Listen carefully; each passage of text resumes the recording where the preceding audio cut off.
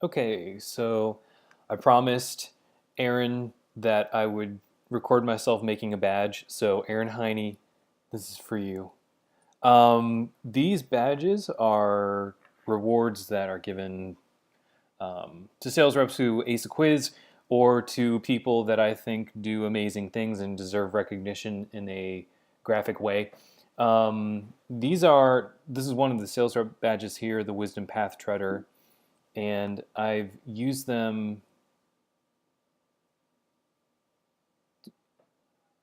to, send out to whatever. But they use a consistently, relatively consistent graphic vocabulary with the outlines and limited color palette for each badge, even though I use a broad color palette across all the badges. And today we're doing a Spartan. Badge is titled "This is a badge that I soundly acquired" for quiz number 4. So I'm jumping over to Illustrator where I make these things, and what I've got is I have several layers. There's a layer up here with the color palette. I'm limiting myself always to just these 8 colors. And then I have a layer that I've locked with the text, and the text is just text on a path, nothing really fancy. And then I have what I've called the top frame, which is this golden ring. And then I have the background, which is the solid field that makes up the outer rim and the interior color of the badge. And then I've got a layer with the actual art of the badge. And this is where I put everything. All of the badges have layers exactly like this. If you open up the PDFs in Illustrator, you'll find this stuff, and they're totally workable. So if you want to mess around with one of these, if you get your hands on one, go for it. So we're doing a Spartan, and I want to mimic the sort of mohawk effect that's used with the Wisdom Path Treader. Only there's going to be a smaller head in here in the center. He's going to be facing the other way, I think, just to make it different. And we're going to mimic a helmet. Now, I'm not terribly concerned with the historicity of this thing because I'm really not going to spend a whole lot of time on it, is the goal. I got other things to do. But I do want to make it interesting. So I take a lot of artistic liberties with how it will end up turning out. And I'm thinking now about, so that outer ring is going to be the outer edge of the fringe or the crest. And then I'm copying the circle and creating concentric circles to define the helmet and the part, that little metal part that holds all that horsehair fringe stuff. Trying to visualizing how big I want the head's going to be. This inner circle is going to be the part of the outline of the helmet. So I'm thinking about how big I want the head to actually be, because that'll be the most complicated part of the design, and I want all that busy stuff in the center, but I want it kind of balanced. Like I'm thinking like a nose piece, and I'm wanting to sort of reference ancient Greek pottery where the eyes are like super big and solid colors, solid color on color. Probably a little wingling thing there. Yeah, that looks like about enough room for the body, or the neck, shoulder area. Let's see. These don't look like they're in the center.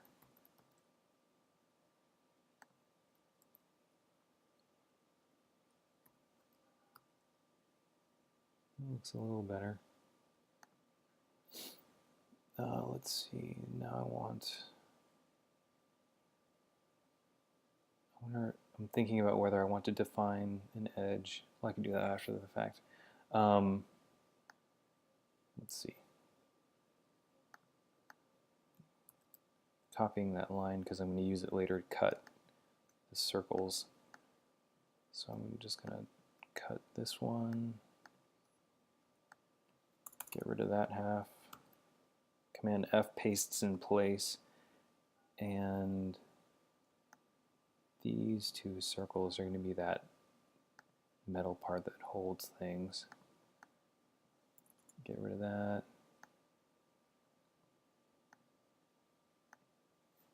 Get rid of that thing. Oh, I need to get I copied again, pasted it in place, and I'm going to get rid of, use it to cut out the center area of the crest that I don't want. Oops.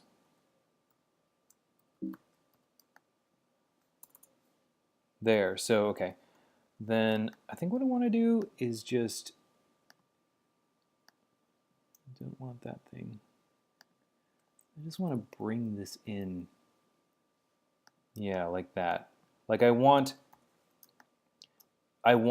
this to define that strike through, that sort of bisection of the whole circle, but I want there to be a little bit of difference between, like, so you can see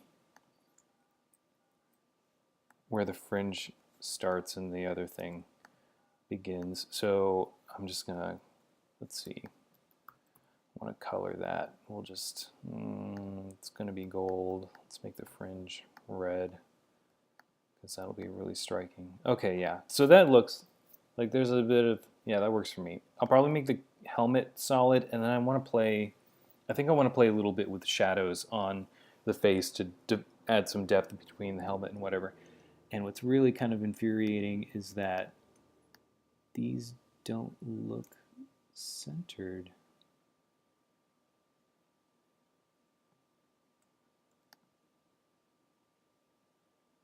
I don't know why that's happening, but looking centered is better than being mechanically centered. I want a little connector piece to the helmet.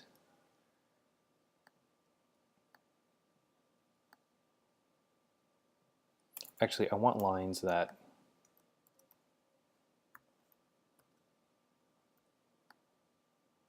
emanate directly from the center.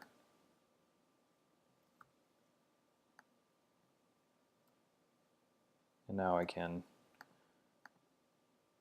just going to create a random shape.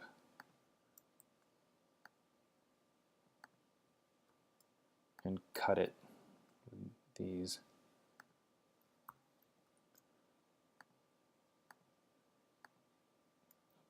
We need color. Okay, yeah, that's what I want. So it's saving. Okay, helmet. I think I want, oh, that's close. I want to define that little, I don't really know what it's called, but it's like a protective headpiece that goes out along, like covers the ear, the jaw, which is great because that's less face I need to worry about drawing. I think I want like a spur here that goes out to the nose piece.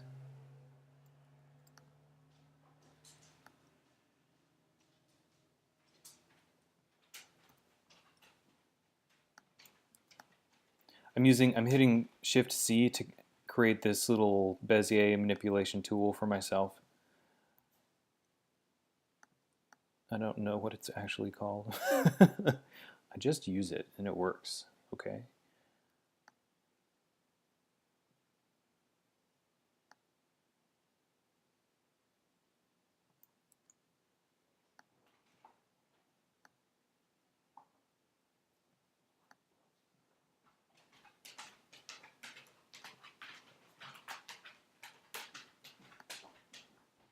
There's a dog here walking around. Now I'm thinking, how do I want this to connect to the plate thing? Probably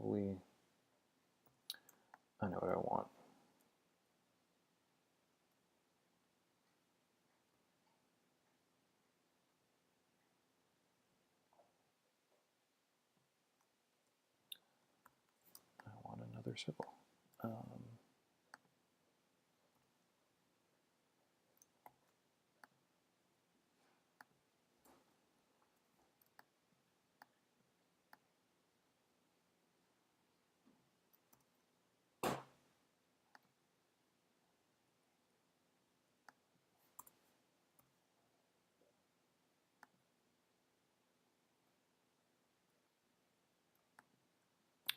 I want more circles. That's what I want.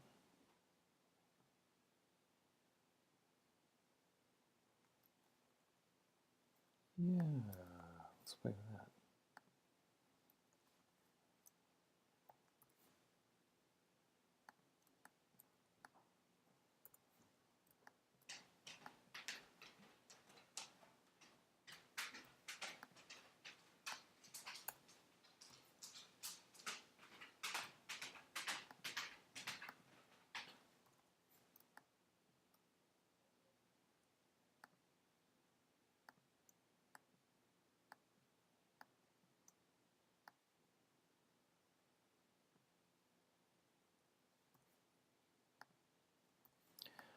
Often I found the fewer Bezier curves you use, the more natural the curves end up, or the fewer points rather you use, the more natural the curves end up looking. So I'm trying, so rather than have two up in there, I'm just going to use that one.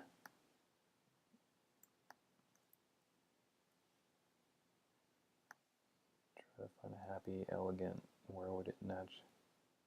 Feel really smooth. Yeah.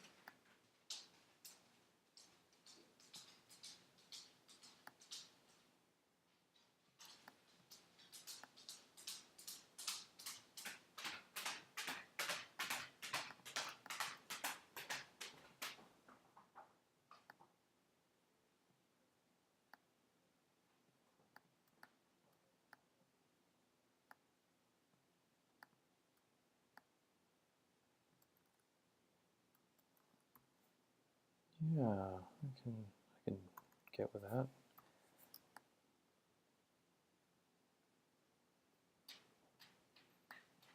I think that would, I need to break the curve in here. So it feels a bit more natural. Like, if it's perfect, then it's almost too sterile.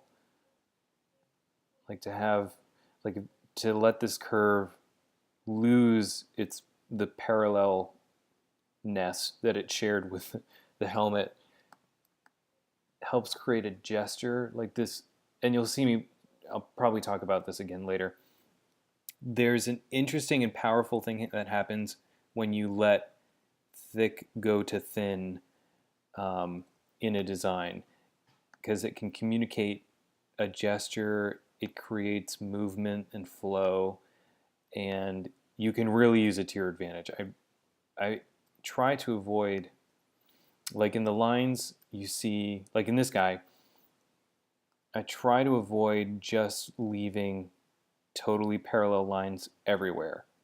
Like this gets thicker toward the forehead, things neck down to points. This gets thicker as it goes, and it just makes it a little more interesting. It makes it look more thought of when you're doing this sort of outlined thing, rather than just adding a stroke to a path and then outlining the stroke and going from there.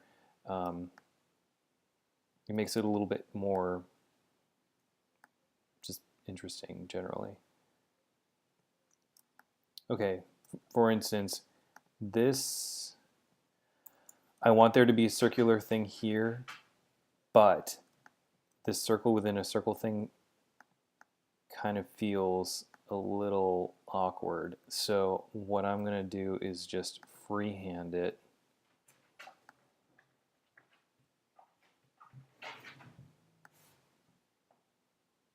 Because I don't want it to be so tight. I want there to be some...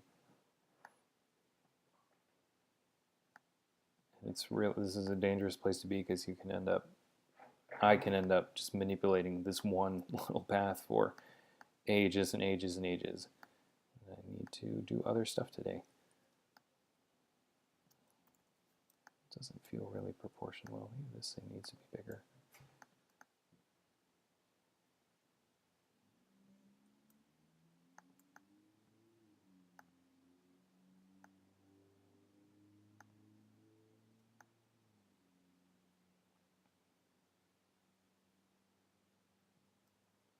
It's a bit better. Maybe I'm just too married to this line.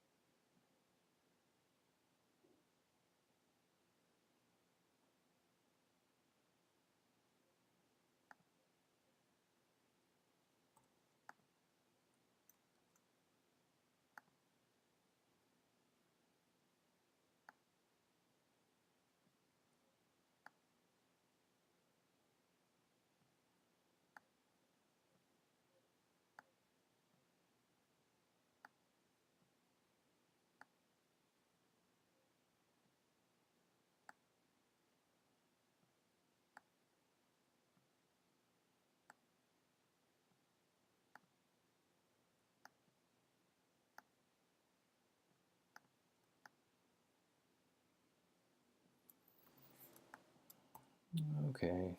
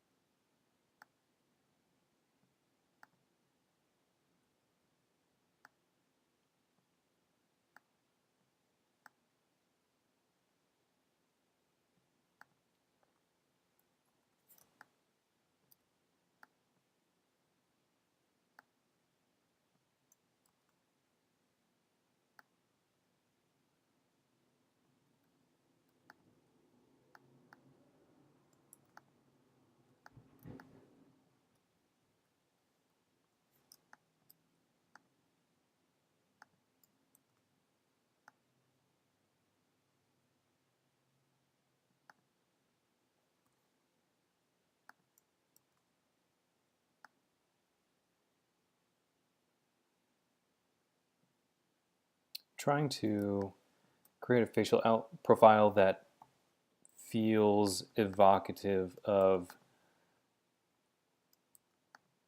those Greek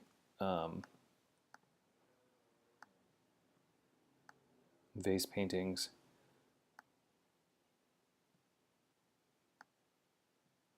Of course, the bridge of the nose is going to be completely concealed by the helmet. One of the things that I recall um, being characteristic are these like powerfully round chins. I may just keep the nose really sharp like that to follow the line of the helmet.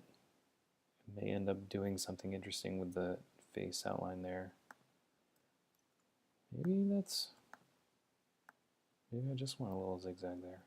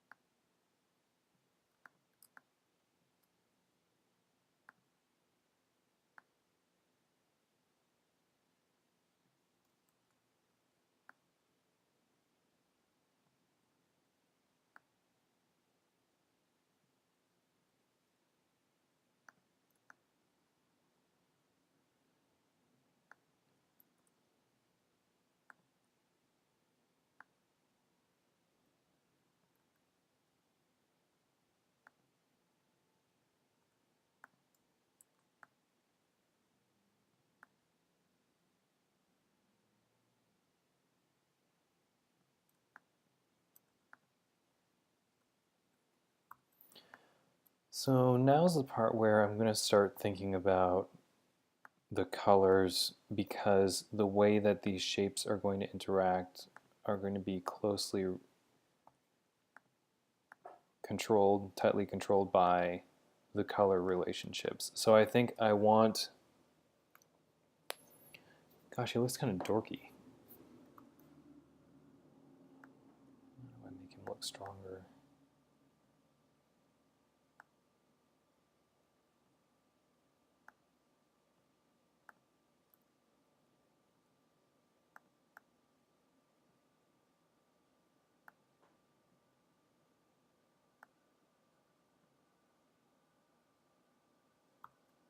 It might just be a head proportion thing. It's because he's too thin here.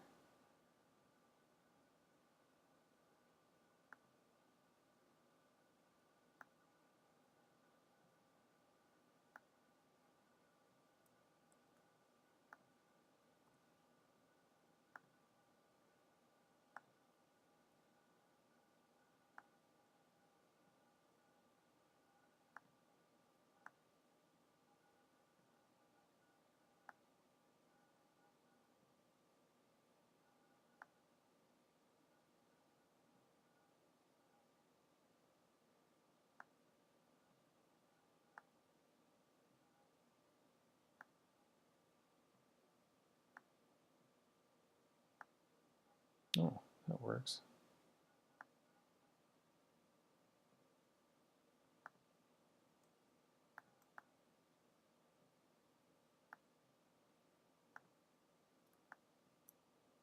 It's a bit better.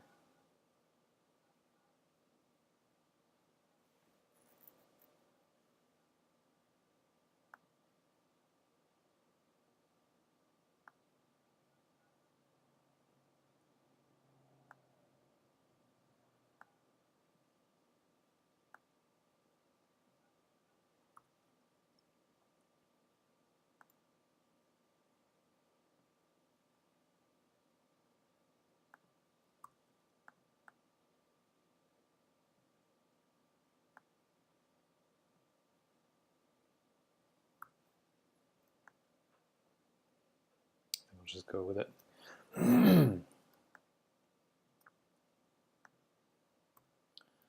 wonder if I can get this shape without.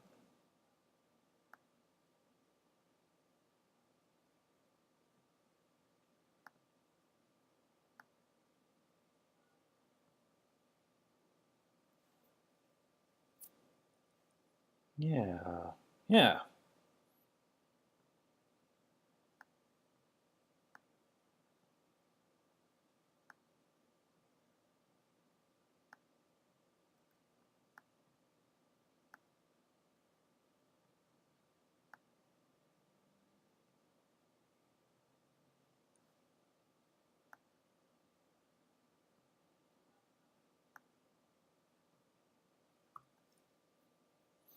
I'm still not crazy about how closely this line follows this, but I mean, we're doing a whole bunch of concentric circles, so it's not like it doesn't make sense. But if I were to redo this, I'd think about that some more.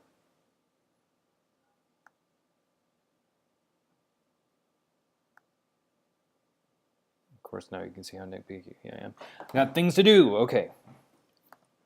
So I want the flesh tone to be different. Maybe like that. So I'm going to unlock the ring background so I can manipulate these. In the background, I'm going to go super dark. It's sort of interesting. Then I feel like the gold is kind of imbalanced. What? Brighter gold. We just did a gold one.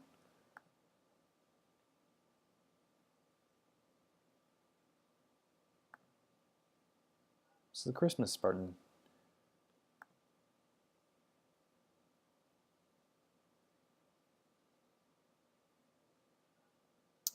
Maybe we could do a little.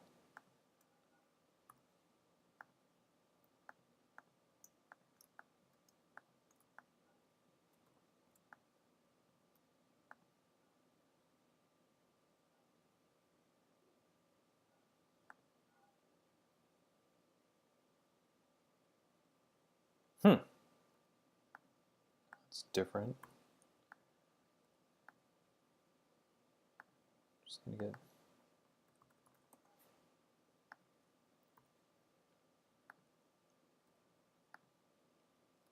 This seems ruddy and earthy. I could make. Let's stick to these colors. I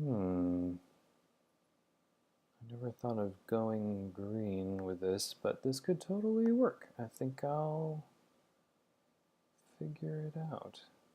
I kind of wanted to meld, well,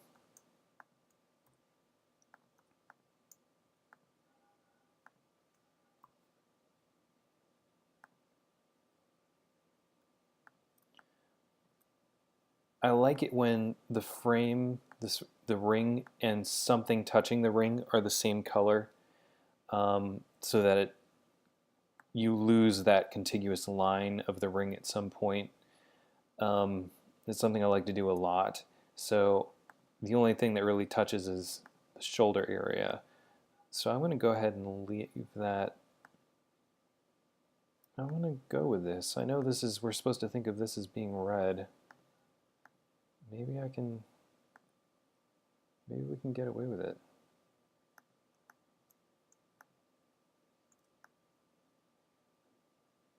You know, unless that's all red too. So this is where we have fun.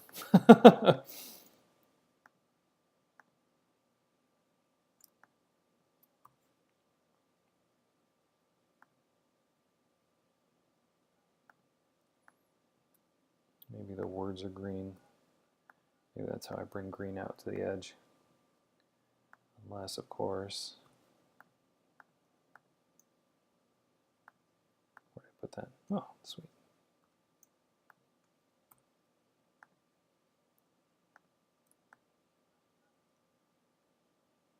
That's different.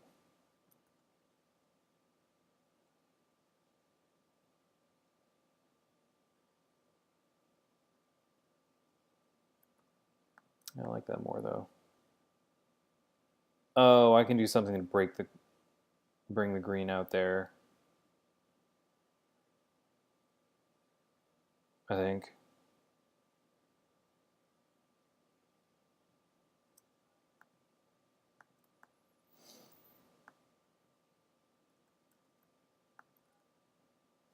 Alien Spartan. This doesn't seem quite as fluid as it should be.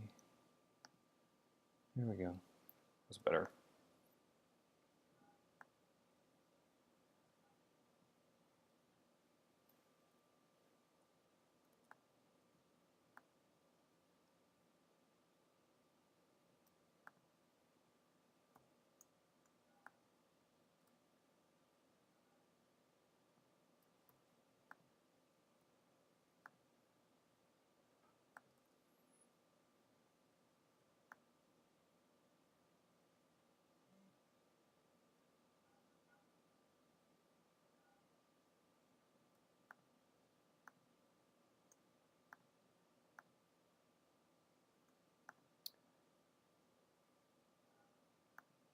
Man, I still want this to...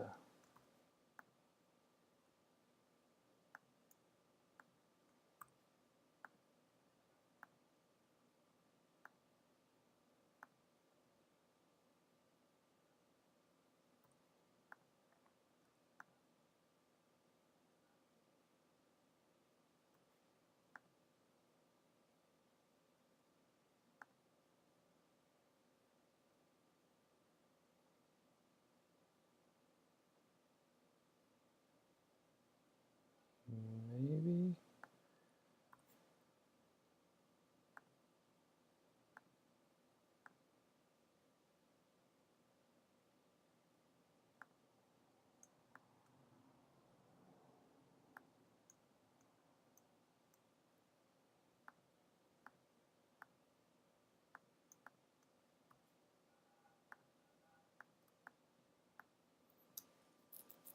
Alien Spartan. Ah, no, I'm getting lost. Where was I?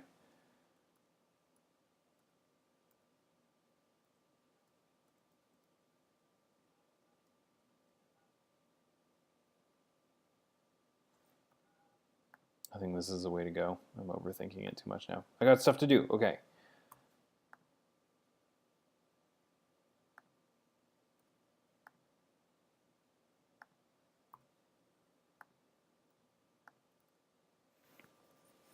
This is what it's going to be.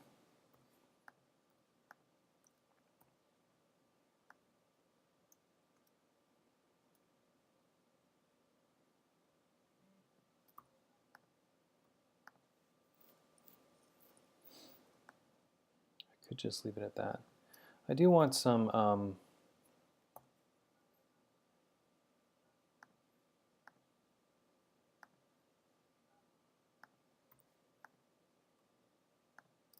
battle action on the fringe crest thing here.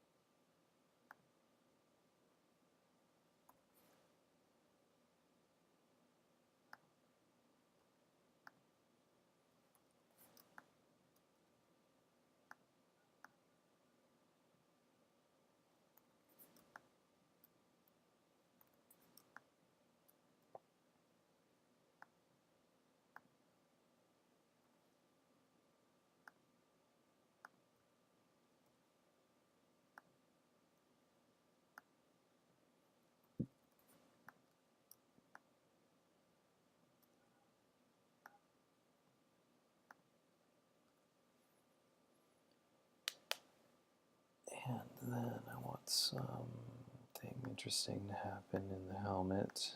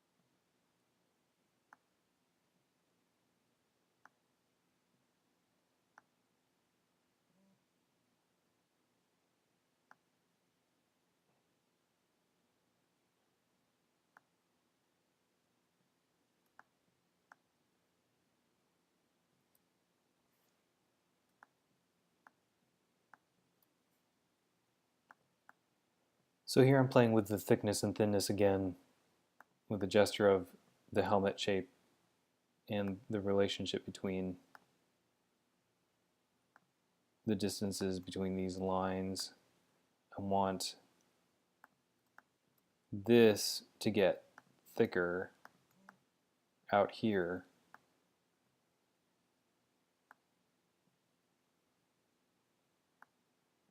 because it feels right. And then I want this to get a little bit thicker at the bottom as compared to the top because that helps draw the eye inward toward the center the way these things are pointing at the center. This also becomes a shape that sort of zooms the eye back to the center here. And then I just want these to naturally come through. So this makes it a little bit more interesting.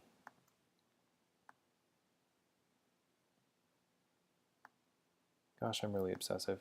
I want to kind of like imply that maybe there's a gleam.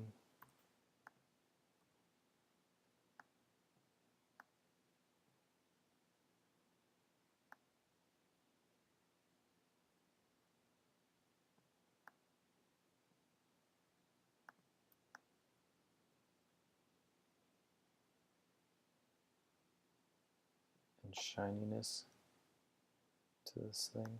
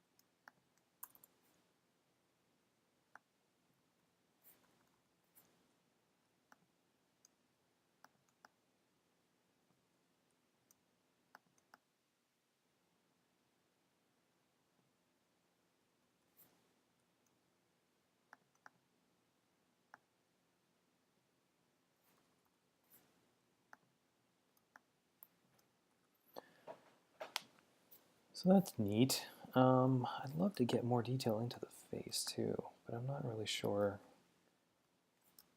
if I can do it without it feeling really forced. I could just keep the red outline because I want to like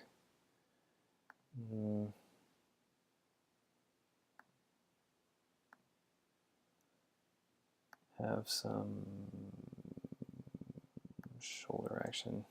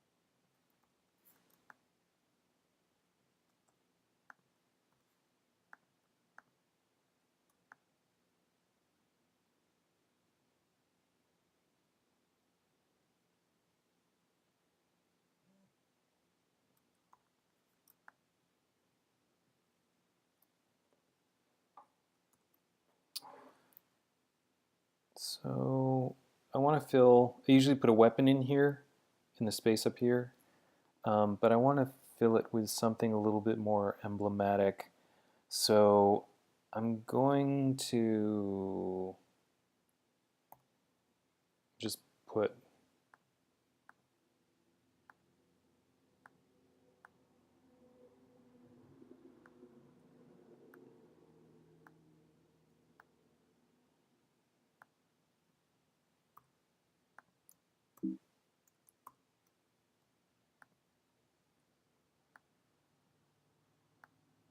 this in here.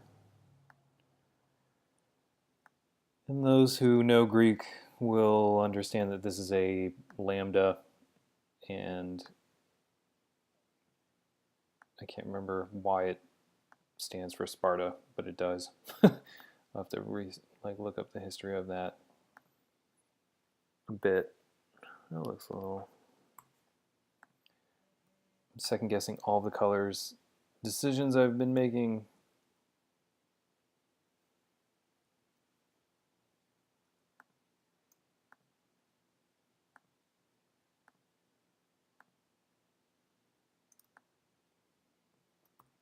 Okay.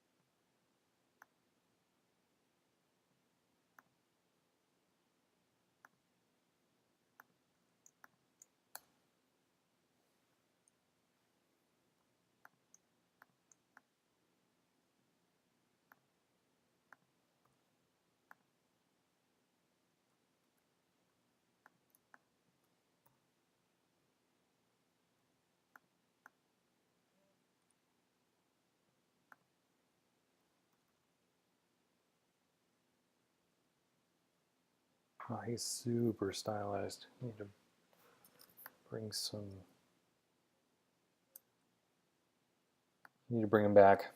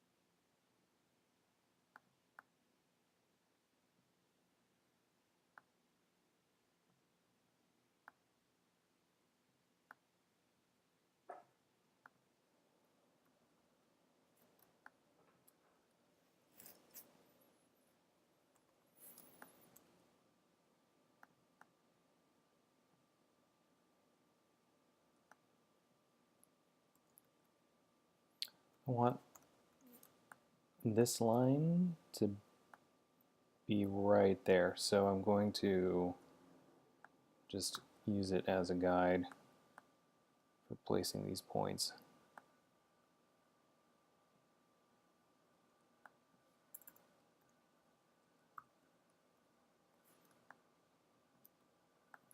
It feels Greekish. I want to ring.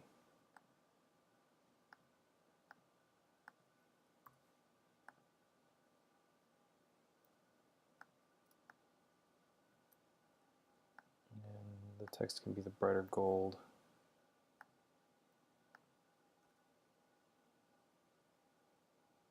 Ooh, this should be dark. Yeah.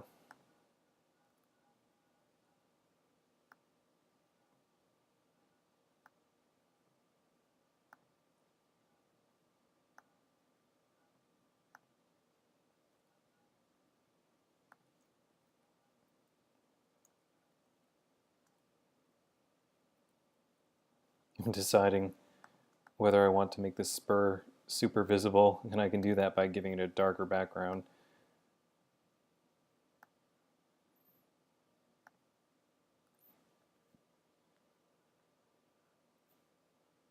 Yeah, I'm gonna call it quits. Okay. So there we go.